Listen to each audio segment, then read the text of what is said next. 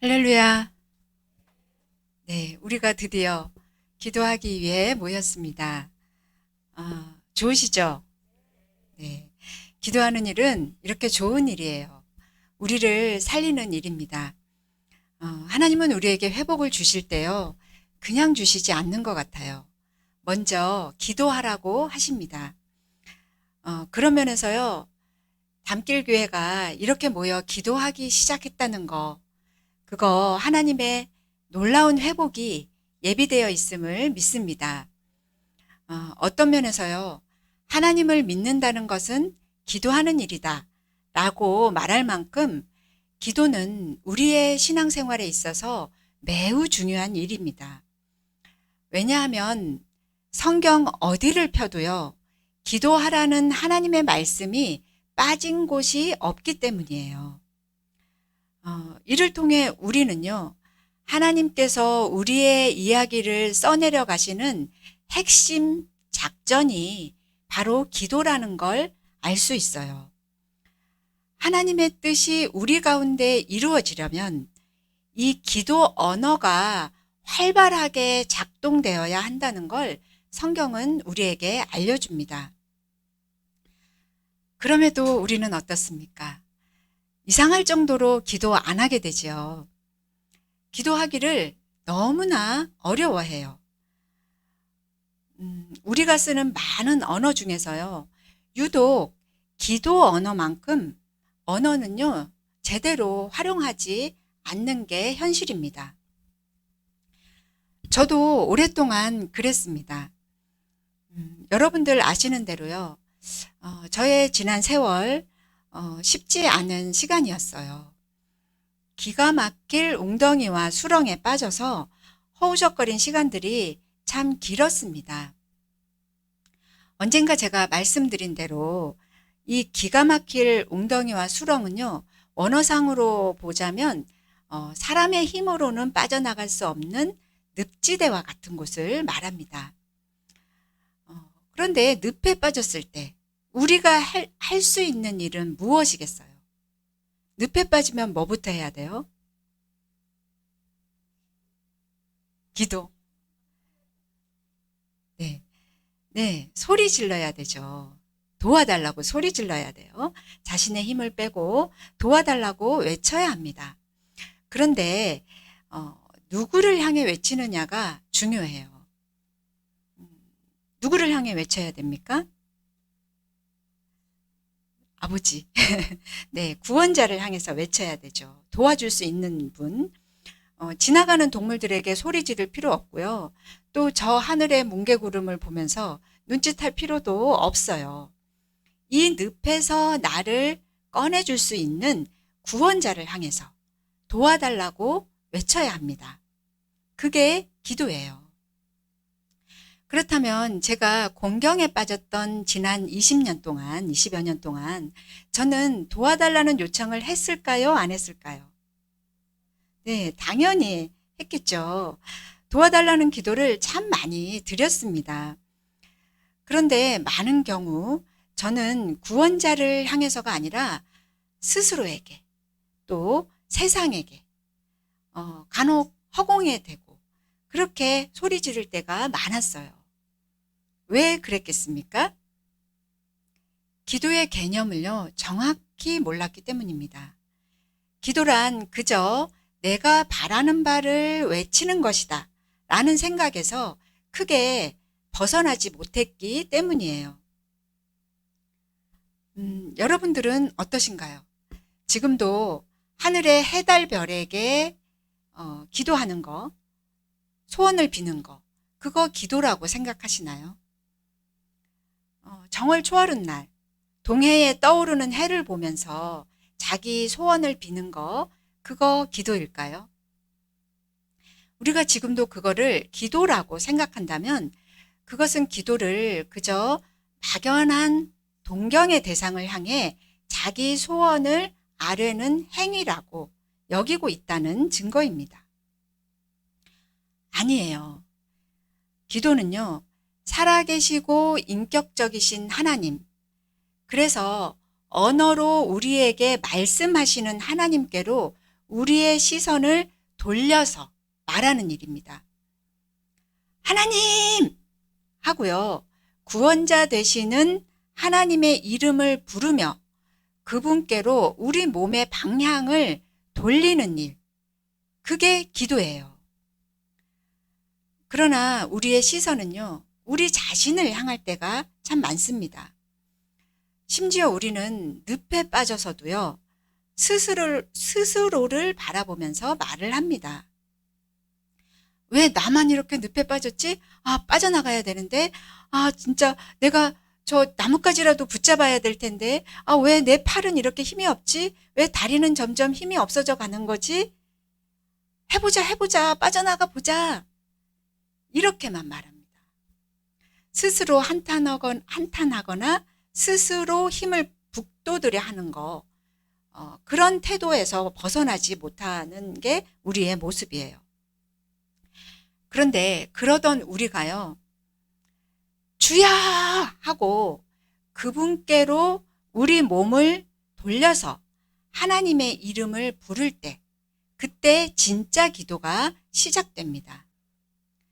나 스스로 주인이 되어서 내가 다스렸던 내 왕국을 이제는 하나님께서 다스리시는 하나님 나라, 하나님 왕국으로 바꾸겠다는 의지의 표현이 기도예요.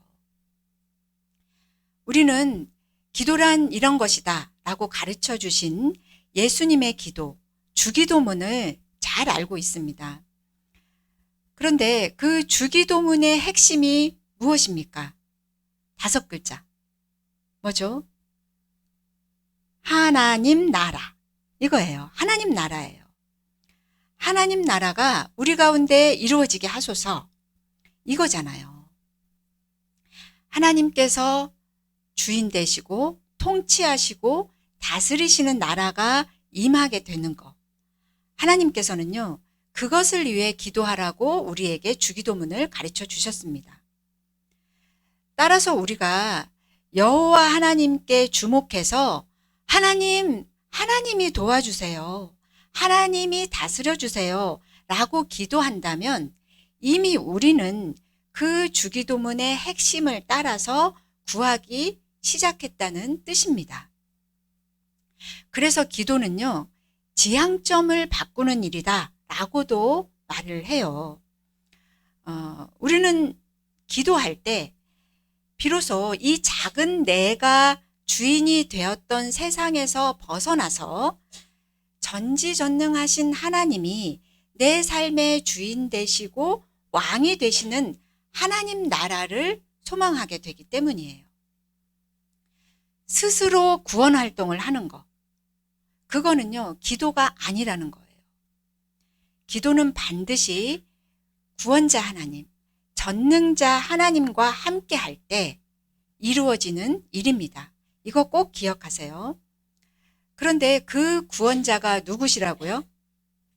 네, 여호와 하나님이십니다. 전지전능하셔서 우리를 창조하시고 우리를 다 아시는 분, 그리고 죄로 버무려진 우리를 너무나 사랑하신 나머지 우리와 만나고 싶으셔서요, 그분의 독생자 예수 그리스도를 우리에게 내어주신 분, 그리고 말씀과 계시로 당신 자신이 어떤 분이신지를 우리에게 먼저 알려주시는 분, 그 하나님과 연결된 대화를 하는 거, 그게 바로 기도입니다. 자, 정리하자면요, 기도란 혼자서 구원 활동을 하는 것은 기도가 아니다. 기도는 구원자 하나님께로 향하는 일이다. 구원자 하나님과 연결되어 이루어지는 대화가 기도다. 네, 이렇게 정리해 볼 수 있습니다. 여기서 우리는요, 기도란 하나님과 연결되어 이루어지는 대화라는 점을 뼛속 깊이 인식해야 합니다. 그런데 하나님과 연결된 대화가 이루어지려면요, 하나님이 먼저 우리에게 찾아오셔야만 합니다. 그렇지 않으면요, 우리는 하나님과 연결될 수 없는 존재라는 걸 우리는 알고 있어야 해요. 쉽게 말해서 키 큰 사람과 키 작은 사람이 눈을 맞추며 대화하려면 어떻게 해야 합니까? 예. 키가 100cm인 사람이 2m 신장의 사람과 대화하려면요. 키 작은 사람이 아무리 이렇게 발을 높이 세워도 눈을 맞출 수가 없습니다. 키 큰 사람이 다리를 숙여서 눈높이를 맞춰줘야 그 대화가 이루어져요. 아이와 어른이 대화할 때는 더 그렇죠. 5살인 아이와 50살인 어른이 소통하고 대화하려면요. 아이가 어른의 수준에 맞출 수가 없어요. 어른이 아이의 수준에 맞춰야 대화가 이루어집니다. 하나님과 우리의 대화는 더하다는 거예요. 거룩하신 하나님과 죄인인 우리는 존재 자체가 다르기 때문에요. 대화를 할 수가 없어요. 그건 수준의 문제를 넘어서요. 존재론적인 문제이기도 합니다. 그래서 하나님께서는요. 예수 그리스도를 보내셔서 십자가에 못 박혀 죽으시고 부활하게 하심으로써 하나님과 우리 사이에 막힌 담을 허무시고 화평케 하셨습니다. 그는 우리의 화평이신지라 둘로 하나를 만드사 원수된 것 곧 중간에 막힌 담을 자기 육체로 허시고, 이 말씀 아시죠? 네, 이 자기 육체로 친히 막힌 담을 허무신 예수님 때문에 하나님과 우리 사이에 대화가 가능해진 거예요. 그래서 우리는 기도할 때마다 예수님의 이름으로 기도합니다 라고 하는 것이지요. 우리는 언제나 이 사실을요, 가슴 뜨겁게 기억하셨으면 좋겠어요. 하나님과 내가 기도할 수 없는 사이였는데 예수님이 나를 위해서 죽으셔서 십자가에서 제물이 되심으로써 이 대화가 가능해졌다. 이거 생각하면요, 기도가 예수 믿는 우리에게 주어진 얼마나 놀라운 특권이고 은혜인지 알게 됩니다.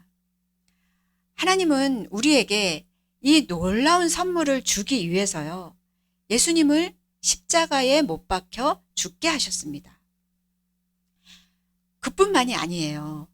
하나님께서는요, 우리가 기도하는 대상인 하나님이 어떤 분이신지를 먼저 우리에게 말씀해 주심으로써 우리에게 구체적인 기도를 할 수 있게 하셨어요. 하나님은 막연하고 모호한 대상을 향해서 그저 막연하게 기도하도록 하지 않으셨다는 거예요. 그분은 우리를 향해서 너가 불러야 할 이름이 바로 나다. 내가 여기 있다. 나는 이런 하나님이야. 그러니 나를 향해서 네 얘기를 좀 해봐. 라고 하나님이 먼저 말을 거신다는 거예요. 우리는 기도에 대해서 흔히 우리가 먼저 하나님께 말을 거는 거, 그렇게 생각을 합니다. 그런데 사실은 그 반대라는 거예요. 하나님은요, 성경을 통해서 또 하나님의 임재를 통해서 그분의 존재와 그분의 사랑과 그분의 능력과 그분의 뜻과 그분의 마음을 우리에게 먼저 알려주십니다. 나 이러이러한 하나님이야. 이렇게요. 그리고는요, 우리 삶의 전 영역에 찾아오셔서 너 이런 나에게 기도해보지 않을래? 기도해라. 라고 기도를 촉구하십니다. 따라서 기도한다는 것은요, 말씀으로 당신 자신을 구체적으로 계시하시는 하나님께 대한 우리의 반응이라는 거예요. 이에 대해 수많은 신학자들, 목사님들도 같은 말을 합니다. 우리 목사님들이 기도에 대한 정의를 한번 보겠습니다. 자, 팀 켈러 목사님은요, 기도란 하나님이 꺼내신 말씀에 인간이 믿음으로 내놓는 대답이 만날 때 비로소 이루어진다. 여기서 하나님의 말씀이라 함은 인격적이며 살아 역사하시는 하나님의 임재를 가리킨다. 그리고 유진 피터슨 목사님은요, 이렇게 얘기했어요. 기도의 핵심은 우리 자신을 표현하는 법을 배우는 것이 아니라 하나님께 응답하는 법을 배우는 것이다. 자, 이게 무슨 뜻입니까? 기도는요, 하나님이 먼저 말씀하시고 그분께 우리가 대답함으로써 시작된다는 뜻입니다.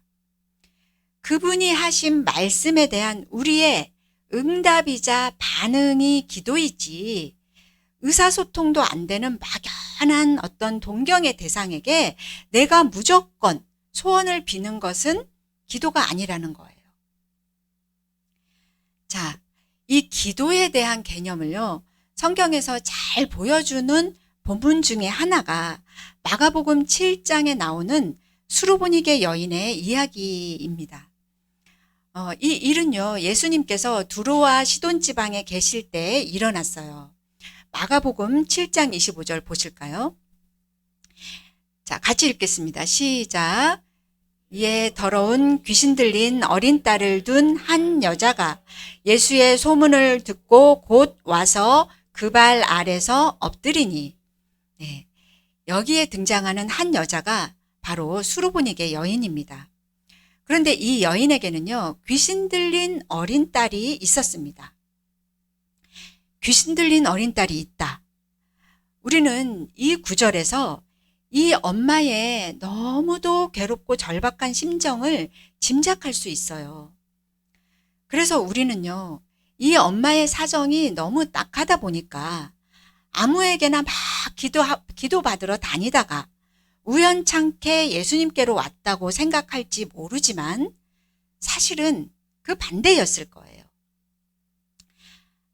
우리도 걸려봐서 알지만 아주 심각한 병에 들면요, 처음에는 닥치는 대로 아무 약이든지 일단 먹어보자 라는 태도를 취하기도 합니다. 그런데 그러다 보면 자칫 돌이킬 수 없을 정도로 병이 더 깊어지는 경우가 많아요. 그래서 요즘은 암 환자들이나 난치병에 걸린 분들은요, 주변에서 이거 좋다 저거 좋다 한다고 해서 무턱대고 먹지 않습니다. 오히려 정말 조심해서 따져보고 분석해 본 뒤에 약을 먹어요. 그리고 마땅히 그렇게 해야 하고요. 귀신 든 경우에도 마찬가지입니다. 어떤 사람들은 그저 급한 마음에 능력이 있다는 말만 듣고 아무에게나 가서 안수기도 받으러 다니다가 큰일 나는 경우도 있습니다. 더 심각해지는 거예요. 저 사람에게 기도를 받아도 되는지 안 되는지 분별한 후에 기도를 받아야 한다는 거예요. 본문은요, 이 여인이 예수님께로 올 때 무턱대고 온 게 아니라 그렇게 분별하는 과정이 있었음을 먼저 알려줍니다. 본문에서는 한 여자가 예수의 소문을 듣고 곧 와서 그 발 아래 엎드리니 라고 나와 있어요. 이 여자는 먼저 예수님에 관한 말씀을 들었다는 거예요. 예수님에 관한 소문이 여자의 귀에 들린 거기가요, 이 여인의 기도가 시작되는 지점입니다. 하나님께서요, 먼저 이 여인에게 찾아가셨다는 거예요. 예수의 소문을 너 듣고 있지? 그가 바로 메시아란다. 그러니 예수께 가서 기도해라 라고 하나님께서는요, 그 소문을 통해서 이 여인의 마음 문을 두드리셨다는 거예요. 그렇게 이 여인은요, 먼저 말씀하시는 하나님께 응답해서 예수님께로 왔고요, 곧바로 자기 딸에게서 귀신을 쫓아내 주시기를 구합니다. 그리고는 본격적으로 예수님과의 대화를 이어갑니다. 그런데 그 과정에서요, 예수님은 이상하게도 이 가련한 여인의 간구에 이렇게 답하십니다. 자녀로 먼저 배불리 먹게 할지니 자녀의 떡을 취하여 개들에게 던짐이 마땅치 아니하니라. 예수님은요, 평소 예수님답지 않게 이 불쌍한 여인의 간구를 차갑게 물리치시는 것 같습니다. 너는 개 취급을 받는 이방 여인이 아니냐. 나는 유대인들에게 복음을 전하러 왔다. 이방인인 너희의 기도까지 내가 들어줘야 쓰겄냐? 마치 이렇게 말씀하시는 것 같아요. 이에 대해 신학자들은 여러 분석을 하지만 저는 이 말씀을 묵상할 때마다요. 이 본문은 하나님과 주거니 받거니 하면서 답을 찾아가는 우리의 기도 현장을 그대로 보여주고 있다라는 생각이 들어요. 예수님께서는요, 이 여인의 머릿속에 크게 자리 잡았던 유대인 예수님에 대한 회의와 의문, 또 이방 여인으로서 느끼는 비참한 자기 정체성과 수치심을 일부러 툭 건드리심으로써요, 예수님 앞에 그거 꺼내놓고 답을 찾아가시도록 하시는 것 같습니다. 너 세상 사람들이 나에 대해 이렇게 말하는 거 다 듣지 않았니? 그리고 너도 그렇게 생각하지 않니? 그러시는 거죠. 그러자 이 여인은요, 그 자리에서 자기 마음속에 있던 불신의 생각들을 정직하게 대면합니다. 예수님은 유대인의 구원만을 위해 오신 분이야. 나를 위해 오신 분이 아니야. 라는 회의적인 생각들을 꺼내놓고 한편으로는 그걸 인정해요. 이게 맞습니다. 그러잖아요. 또한 자신은 유대인들에게 개 취급을 받는 이방 여인이라는 비참한 현실과도 마주합니다. 그런데요, 이런 과정을 순식간에 거치고 나서 이 여인은 그 모든 한계의 담을 뛰어넘는 하나님의 은혜와 사랑에 자신의 시선을 딱 두고는요, 이렇게 고백해요. 주님 맞습니다. 저도 그렇게 생각했었어요. 그러나 곰곰 생각해보니 상 아래 개들도 아이들이 먹다 남긴 부스러기를 먹던데요? 이렇게 얘기를 해요. 이 여인이 지금 무슨 얘기를 하고 있는 겁니까? 자신이 개 취급을 받는 이방 여인인 건 맞지만 상 아래 개들이 그랬던 것처럼 예수님이 유대인을 향해 베풀어 주시는 은혜의 부스러기만 자신에게 주어져도 자신은 산다. 하나님의 은혜가 그렇게 크고 충분한 것이다. 라는 믿음의 고백을 하고 있는 거예요. 진정한 복음이요, 예루살렘에서부터 시작되는 것은 맞지만 거기서 시작되어서 온 유대와 사마리아와 땅끝까지 이를 것임을 믿는다. 라는 고백이에요. 이 고백을 들은 예수님께서는요, 너무 기뻐하시면서 기다리셨다는 듯이 이렇게 말씀하십니다. 이 말을 하였으니 돌아가라. 귀신이 네 딸에게서 나갔느니라. 우리는 여기서요, 예수님이 이 여인에게서 이 말이 나오기를 얼마나 기다리셨는지 느낄 수 있어요. 예수님께 담대히 요청할 수 없도록 하는 다른 여러 불신의 언어들을 꺼내놓고 그걸 하나씩 하나씩 넘어서다가, 그러나 상 아래 개들도 아이들이 먹던 부스러기를 먹나이다 라는 믿음의 언어를 쏟아내기를 예수님은 기다리셨다는 거예요. 내가 이 말을 하였으니. 이 말, 이게 기도 언어의 정수입니다.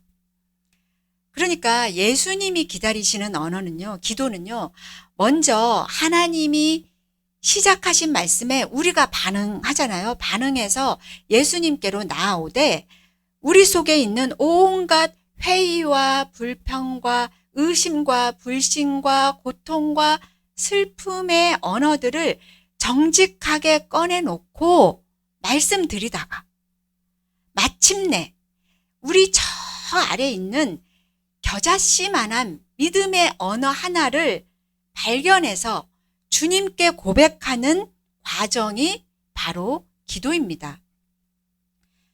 그래서 기도 자리에서는요, 막 울고 불고 징징거리고 한탄하고 그러는 거예요. 하나님 앞에서 답을 찾아가는 그 모든 과정이 기도이기 때문이에요. 어떤 이들은 이 본문을 보면서 기도란 예수님을 설득하는 일이다 라고 말하기도 합니다. 예수님이 이 여인의 간구를 안 들어주시려고 했는데 이 여인이 잘 설득해서 예수님이 그 설득에 넘어간 걸로 이 본문을 파악하는 것이죠. 그러나 여러분, 우리가 예수님을 설득할 수 있을까요? 그러면 설득력이 좋고 말주변이 좋은 사람만 기도할 수 있는 거겠네요. 네, 기도는요, 하나님을 설득하는 행위가 아닙니다. 기도는요, 그저 하나님이 먼저 시작하신 말씀에 반응해서 그 하나님과 대화하며 답을 찾아가는 과정, 일련의 모든 과정을 기도라고 합니다. 그 과정 속에서 결국 하나님을 향한 우리의 믿음을 고백하는 일이 또한 기도입니다. 주님이시라면 저를 도와주실 수 있겠네요. 저 그거 믿어요. 부스러기 은혜라도 주님께서 저에게 주시면 저는 하늘 날아다녀요. 이렇게 고백하는 거예요. 설득하는 게 아니라 이렇게 믿음을 고백하는 거. 그게 기도입니다. 이 여인은요, 평소 그와 같은 믿음을 갖고 살지는 못했을 거예요.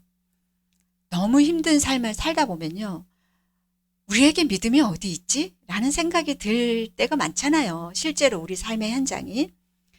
그런데 이 여인도 그렇게 살았을 텐데, 그런데 예수의 소문을 듣고 난 이후, 즉 하나님의 말씀, 먼저 말씀하시는 하나님의 그 문을 두드리시는 하나님의 말씀을 듣고 난 이후로, 아, 이분이라면 은혜의 부스러기를 내게 주실지도 몰라 라는 겨자씨 한 알만큼의 믿음이 그 안에 생겼을 거예요.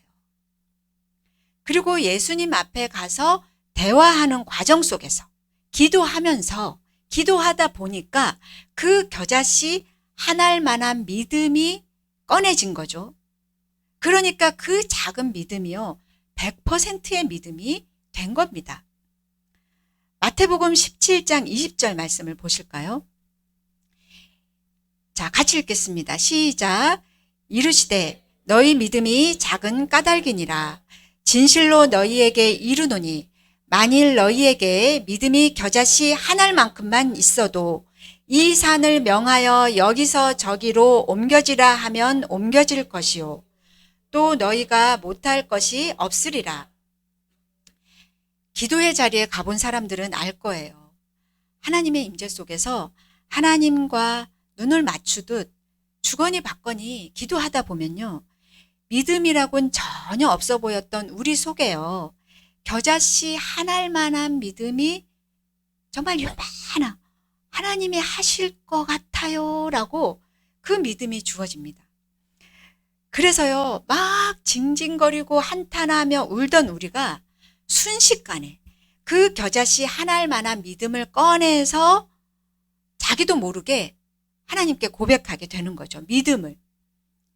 그러면요, 그동안 나를 지배하던 불신의 언어가, 내 머릿속을 채웠던 불신의 언어가 99%, 내 믿음의 언어는 1%밖에 없었는데 그걸 꺼내서 고백하는 순간 하나님이 하실 거라는 믿음이 100% 차오르게 됩니다. 그래서 이 믿음이 차오르니까 그래서 기도하는 사람들은 길을 가다가도요, 막 내 하나님은 크고 힘있고 능있어 못할 일 전혀 없네 빰빰 막 이렇게 찬양하게 되는 거예요.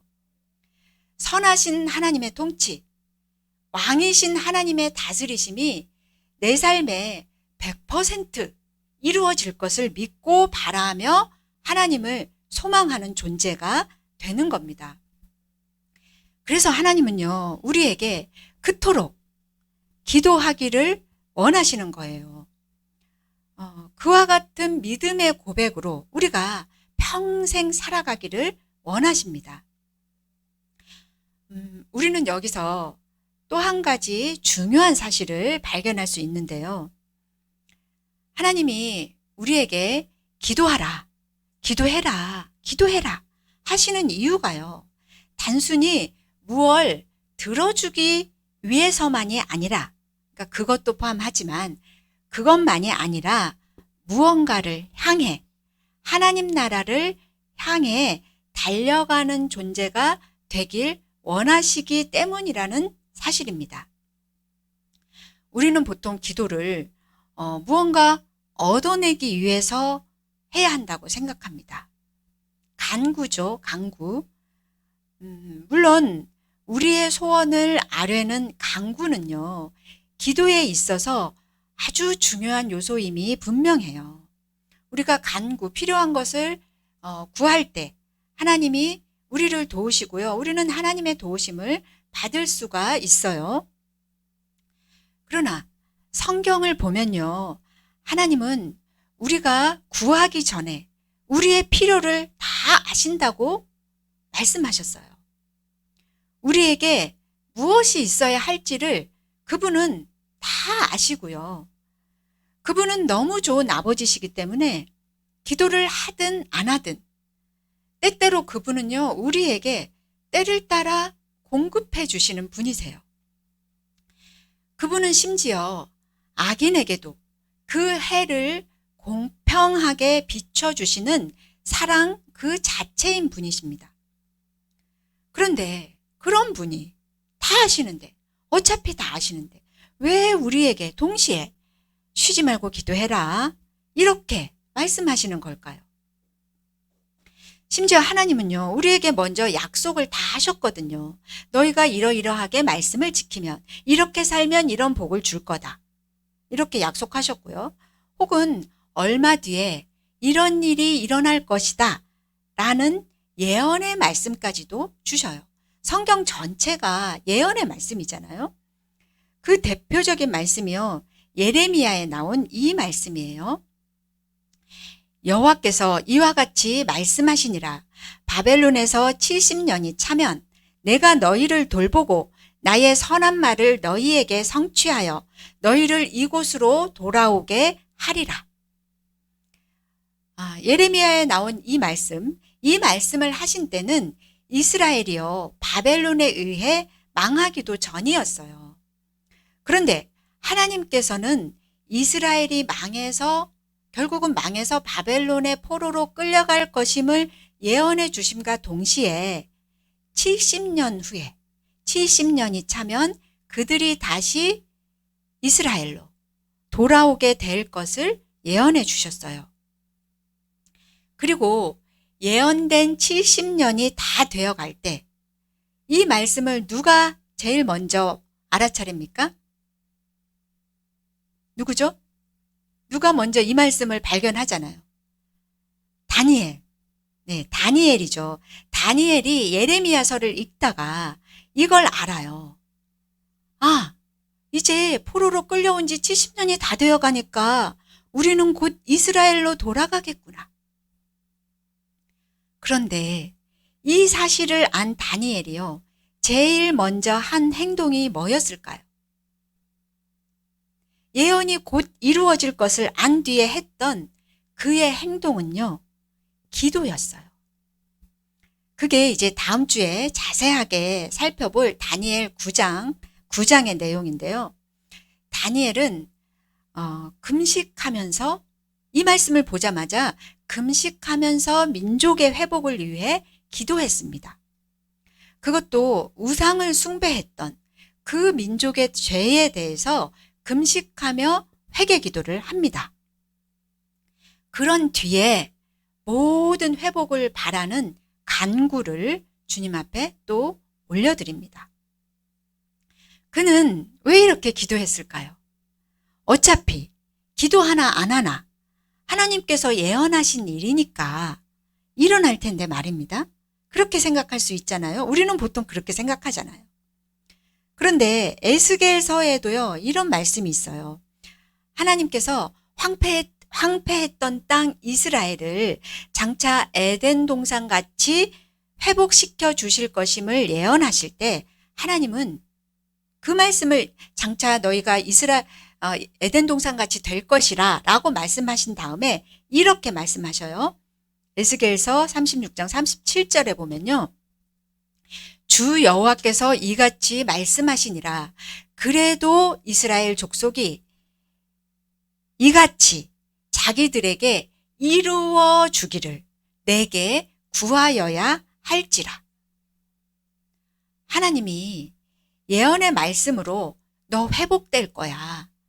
너 이렇게 놀랍게 회복될 거야. 약속하셨지만 그래도 그 백성을 향해 하나님 그거 이루어지게 해주세요 라고 기도해야 한다라고 말씀하고 계시는 거예요. 이루어지게 해달라고 간구하라고 명하십니다. 이상하지 않아요? 어차피 하나님께서 이루실 일에 대해 하나님은 왜 우리에게 기도하라고 하실까요?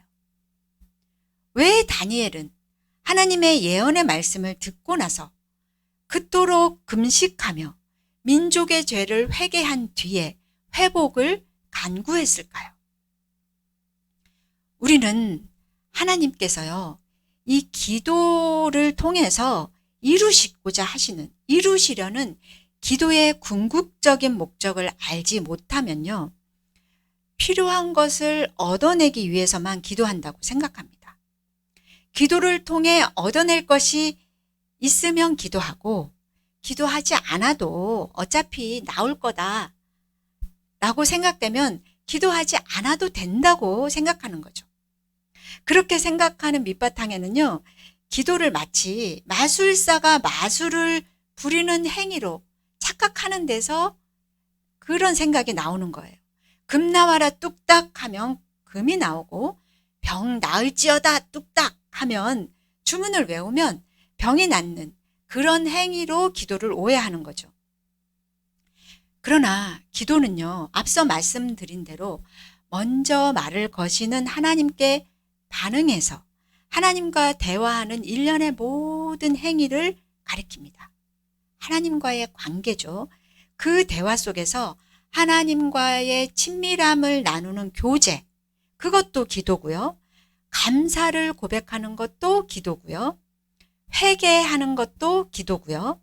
하나님께 감탄하며 하나님 같으신 분이 없어요 라고 하나님을 찬양하는 것도 기도예요. 또한 우리의 필요를 간구하는 것도 기도의 중요한 한 부분입니다.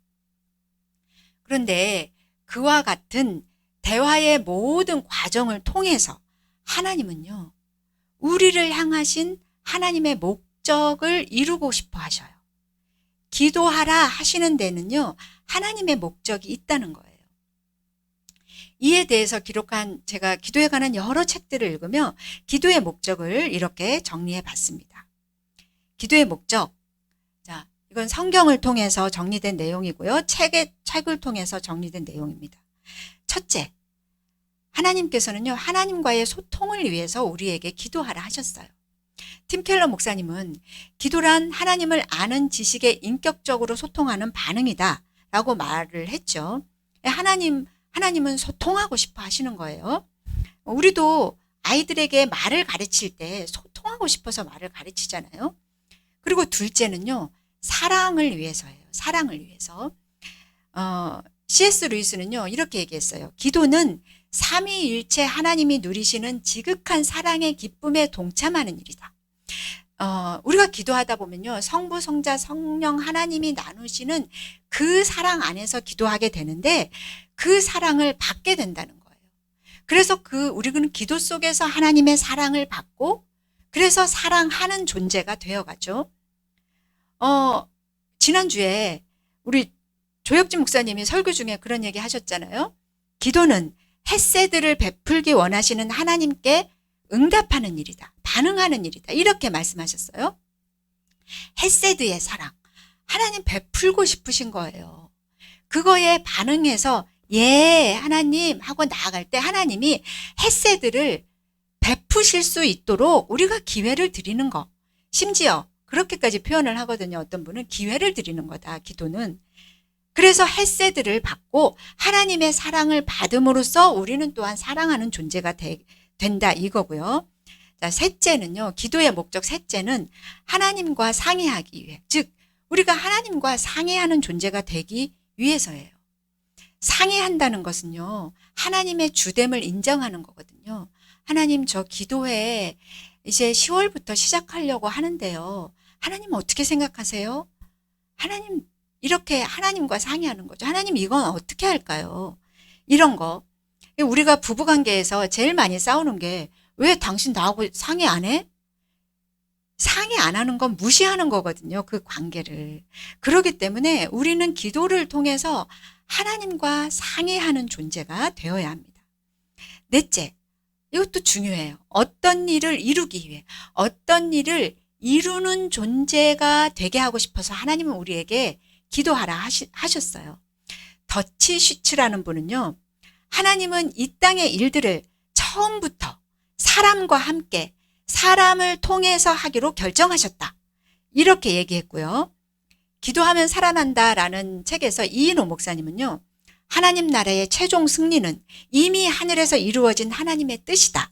그러나 하나님은 그 뜻을 성취하기 위해서 기도할 사람을 찾으신다. 하나님은요. 하나님의 이름으로 기도하는 사람을 통해서 승리를 주기 원하신다는 거예요. 그래서 기도하는 한 사람이 기도하지 않는 한 민족보다 강하다 이런 말이 있잖아요. 기도하는 한 사람을 통해서 하나님이 하나님의 일을 이루시기 때문이에요. C.S. 루이스는 하나님은 우리 인생의 역사를 혼자 쓰실 생각이 없으시다. 어떤 사건이 일어나게 하는 역할을 우리에게 맡기신다. 어떤 사건이 일어나게 하는 역할, 그 역할을 맡기고 싶으시니까 너 기도해라. 기도하게 하심으로써 그 사건이 일어나도록 하나님이 이 땅을 그렇게 설계하셨다는 거예요. 다섯째, 영적 전투에서 승리하기 위해. 자, 여기서 유진 피터스 목사님은요. 기도는 우리를 하나님 앞으로 데려간다. 그리고 거기 하나님 앞에서 이 어둠의 세상 주권자들과 하늘에 있는 악의 영들과 겨루는 우리 자신을 발견한다. 그리고 팀 켈러 목사님은요. 기도는 악을 밟아 이기신 주님을 바라보는 힘겨운 싸움이다. 자, 우리는 기도할 때 하나님 앞에 가면요. 그때서야 우리를 넘어뜨리는 악한 마귀가 있구나, 원수가 있구나, 이 사실을 대면하게 됩니다. 그걸 모를 때는요, 우리는 굉장히 순진한 상태에서 이 영적 전쟁과 같은 이 삶을 살아가게 돼요. 무방비 상태로 사단이 쏘는 불화살을 맞으면서 그냥 살아갑니다. 그런데 기도하게 되면 하나님 앞에서 그걸 대면할 수 있고요. 하나님과 손을 잡으면 우리가 그 악한 마귀를 이길 수 있는 존재가 되기 때문에 비로소 이 전쟁에 이 싸움에서 전투력이 생겨나요. 그래서 이기는 존재가 되게 하고 싶으셔서 하나님은 우리에게 기도하라고 하십니다. 그리고 여섯째, 어떤 존재가 되게 하려고 becoming. 자, 여기서 저는 이 6번째 개념이야말로 기도의 궁극적인 목적이라고 생각합니다. 이 앞에 나온요. 첫째부터 5째까지도 어쩌면 이 6째 안에 포함되는 말이에요. 하나님이 우리에게 기도를 명하신 이유는요. 무엇을 얻게 하기 위함만이 아니라 하나님이 바라시는 어떤 존재가 되어가도록 하심이라는 거예요. 다니엘이 그토록 기도했던 이유는 기도함으로써 하나님께서 약속하신 회복을 바라고 소망하며 그 회복을 불러들이는 존재가 되게 하기 위함이셨어요. 하나님이 우리를 지으실 때 갖고 계셨던 그 놀랍고도 아름다운 모습으로 우리가 변하고 성장하고 그런 길은 오직 기도 속에서 이루어진다는 거예요. 예를 들어서 우리 인구 형제를 향해서 하나님께서 태초에 너는 이런 사람이 되었으면 좋겠어 라고 하나님이 뜻하신 계획이 있잖아요. 태초부터. 그런데 인구 형제가 삶을 살아가면서 매일 하나님을 바라보며 기도를 해요. 필요한 것도 아래서 응답도 받고요. 속상한 일도 아뢰고 위로도 받고 원수에 대해서 탄원도 하고 그래서 상처도 치유받고 상처는 치유받아야 성장하잖아요, 우리가. 그리고 그러면서 나라를 위해 기도도 하고요. 그러면서 하나님을 찬양하고 그렇게 기도하는 과정 속에서 그 사람이 비로소 하나님이 뜻하신 바 예수 그리스도의 장성한 분량까지 이르는 하나님의 사람으로 변화된다는 겁니다. 이에 대해서 유진 피터슨 목사님은요, 이렇게 말씀하셨어요. 기도의 궁극적인 목적. 우리는 기도를 통해 무엇을 하거나 얻는 것만이 아니다. 기도는 우리를 존재하게 하고 존재가 되어가게 한다. becoming이죠. 존재가 되어가게 해요. 우리는 기도함으로써 그리스도인으로서의 삶을 살아갈 수 있을 뿐 아니라 진정한 그리스도인이 되어간다. 그러니까 기도의 최종 목적은요, 어떤 존재가 되는 것, 기도의 사람이 되는 것, 그것에 있어요. 그래서 우리가 기도하지 않는 것은 심각한 죄입니다. 기도하지 않으면요, 우리는 관역을 벗어난 삶을 살 수밖에 없기 때문이에요. 하나님께서 우리 한 사람 한 사람을 지으시면서 놀랍고도 아름다운 일들을 계획하셨잖아요. 그게 하나님의 꿈이죠. 하나님이 우리 안지연 자매님을 지으실 때 지연 자매님을 향한 하나님의 꿈이 있으셨다는 거예요. 그분은 저를 지으실 때도 마찬가지예요. 저를 향한 꿈이 있어서 근영아, 너는 이런 일들을 행하고 이런 사람이 되었으면 좋겠어. 난 정말 너를 향한 꿈이 무지무지 커. 이런 꿈을 가지고 이 땅에 저를 태어나게 하셨어요. 그런데 우리가 살다 보면 우리는 많은 죄를 짓고 죄에 오염되어서 마귀의 종노릇을 할 때가 사실 너무나 많이 있어요. 하나님의 계획과는요, 방향이 틀어져 버리는 거예요. 관역에서 벗어나게 됩니다. 능력 없고 사랑 없는 그리스도인으로 그냥 살아가는 거죠. 그런데 그러던 우리가 기도함으로써 하나님 하고 그분의 이름을 부르며 회개하고 간구하고 소망하고 찬양하다 보면요, 죄에 오염되어서 파괴되었던 우리 속의 하나님의 형상이 주님의 은혜로 회복하게 되는 거예요. 그렇게 사랑이 없던 우리가 사랑하는 존재가 되고요. 무능했던 우리가요, 하나님의 능력으로 충만하게 되고요. 늘 피곤하기만 했던 제가 독수리 날개치며 올라감 같은 그런 생명력 있는 존재가 되어가는 겁니다. 전혀 다른 존재. 정말 기도하기 전과는 전혀 다른 존재가 되어가는 거예요. 하나님이 우리를 지으실 때 갖고 계셨던 우리의 모습, 그 하나님의 형상을 기도 속에서 되찾게 되는 거예요. 그래서 저는 가끔 생각합니다.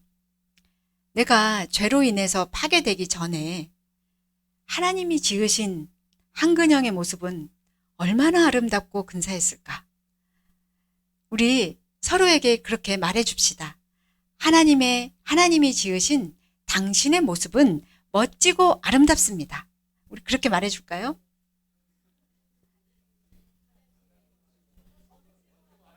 네. 네. 네. 결국, 아멘입니다. 네.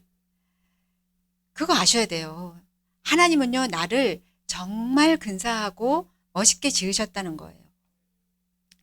어, 우리를 향하신 하나님 아버지의 선하시고 아름다운 모습으로 회복하는 길이 바로 기도의 길이라는 겁니다. 기도하며 우리가 진정으로 하나님과 동행할 때 우리는 하나님의 임재 속에서 살아나고요. 그리스도의 장성한 분량까지 자라나게 됩니다. 자기 중심성에서 벗어나지 못했던 내가 하나님 중심적인 하나님의 시선을 갖게 돼요.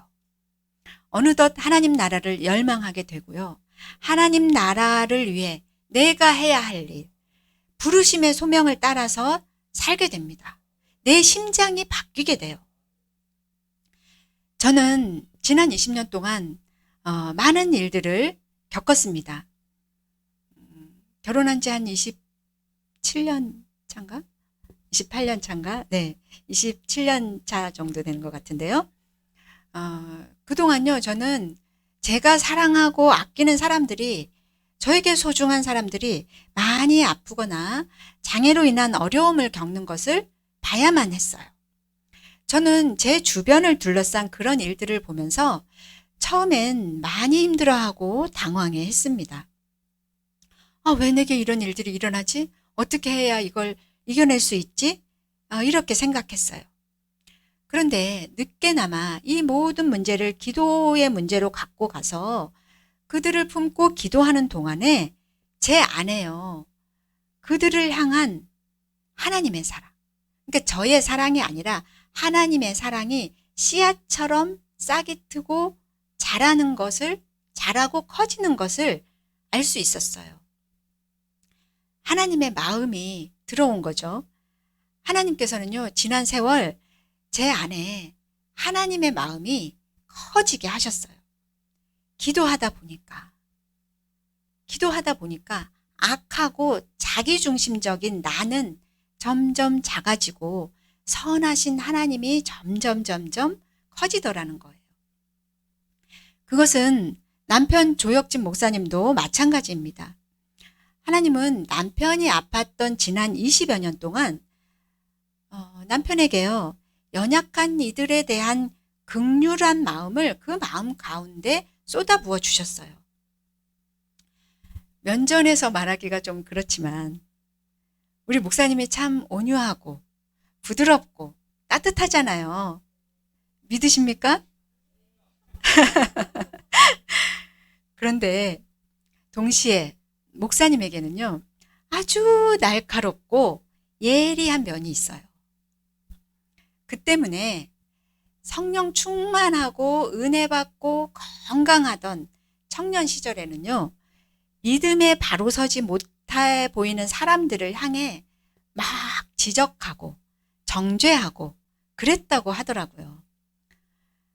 그런데 남편은 자신이 너무나 아프면서 사람들에게 오해도 받고 판단도 받는 그 세월 동안 그거 참 많이 회개했어요.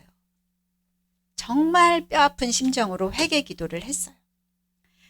사람이 아프면, 연약하면 자기 조절이 안 되는구나.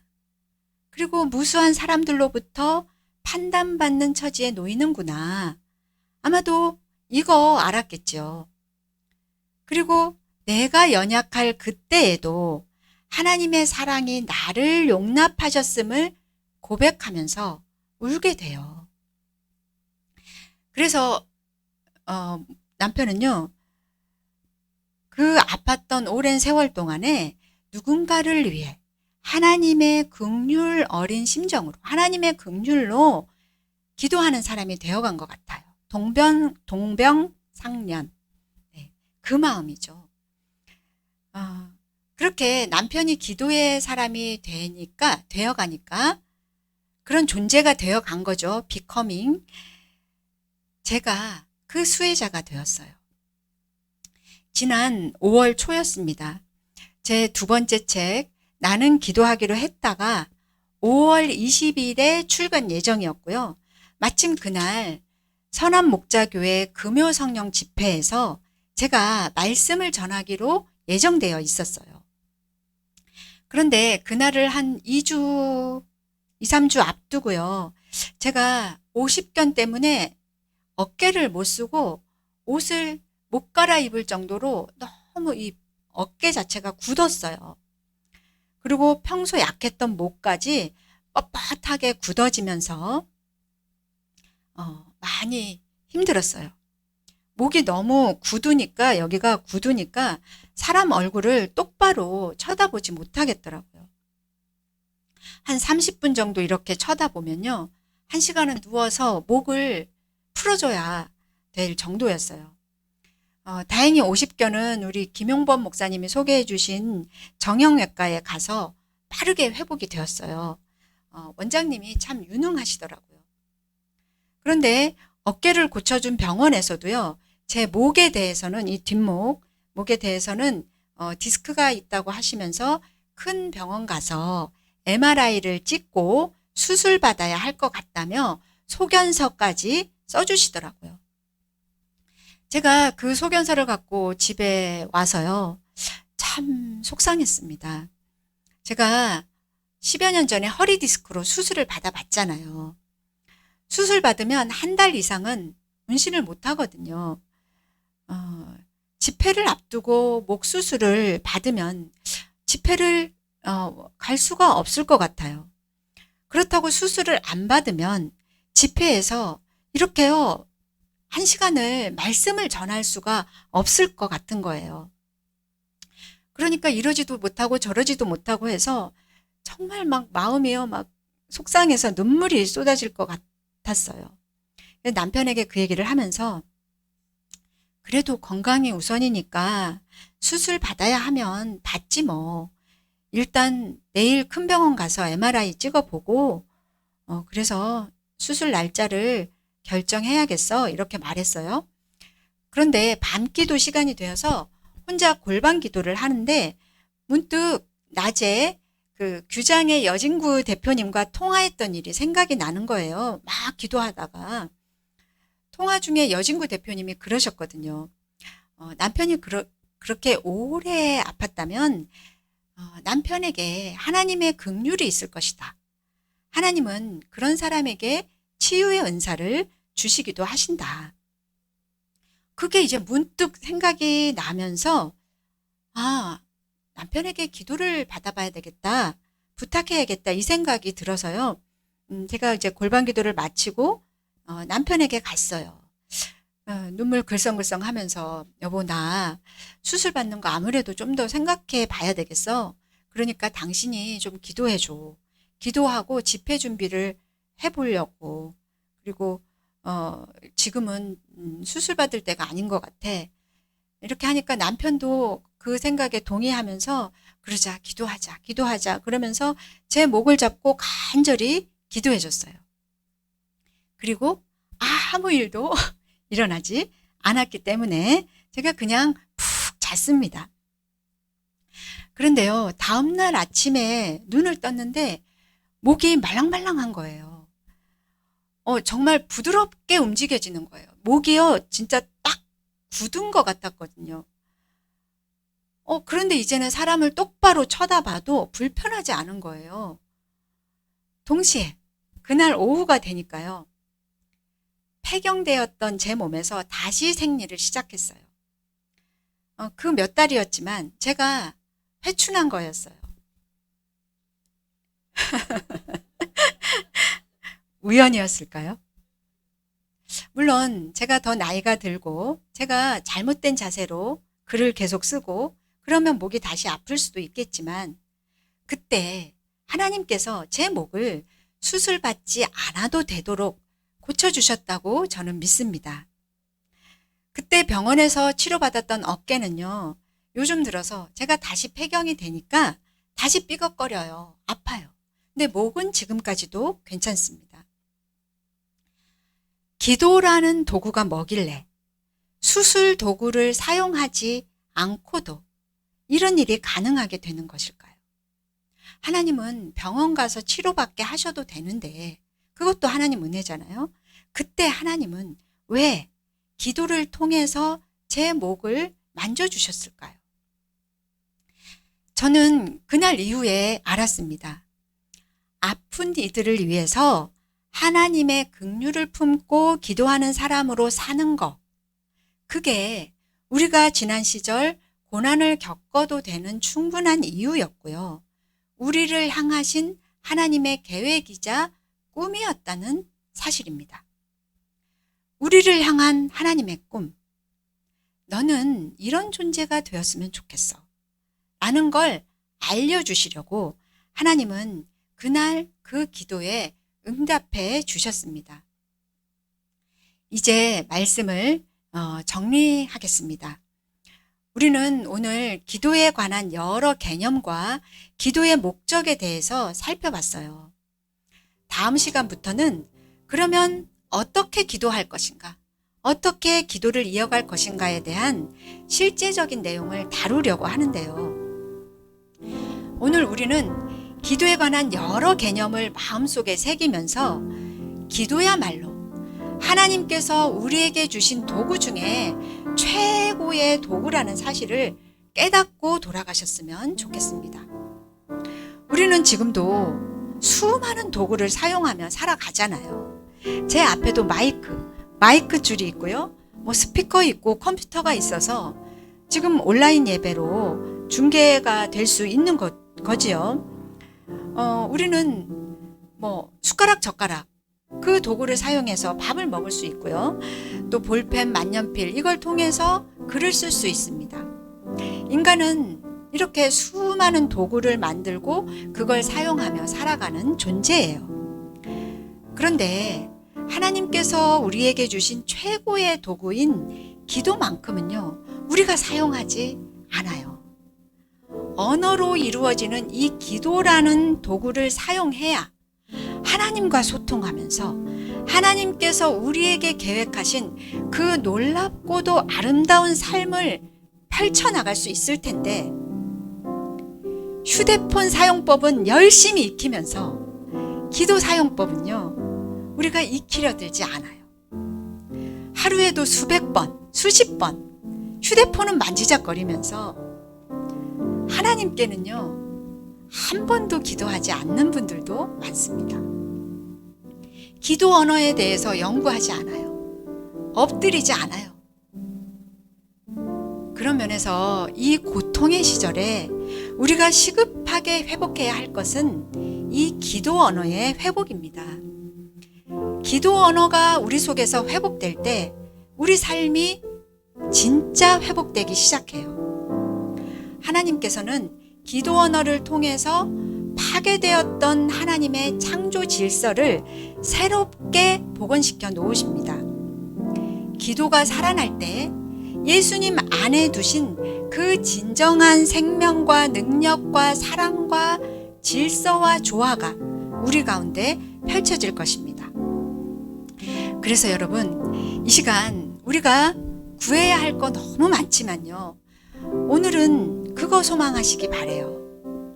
하나님, 내가 하루에도 수백 가지 말을 하고 수만 가지 말을 하지만 하나님을 향해 응답하는 말은 못하고 살았습니다.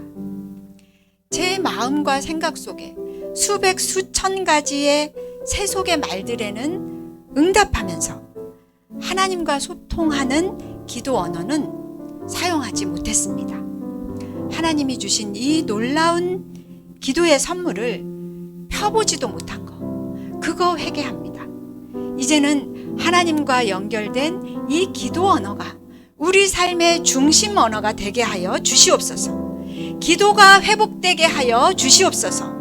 기도가 회복됨으로 하나님께서 제게 원하시는 그 아름답고도 놀라운 삶이 펼쳐지게 하여 주시옵소서. 우리 다 같이 기도하시겠습니다. 하나님 아버지,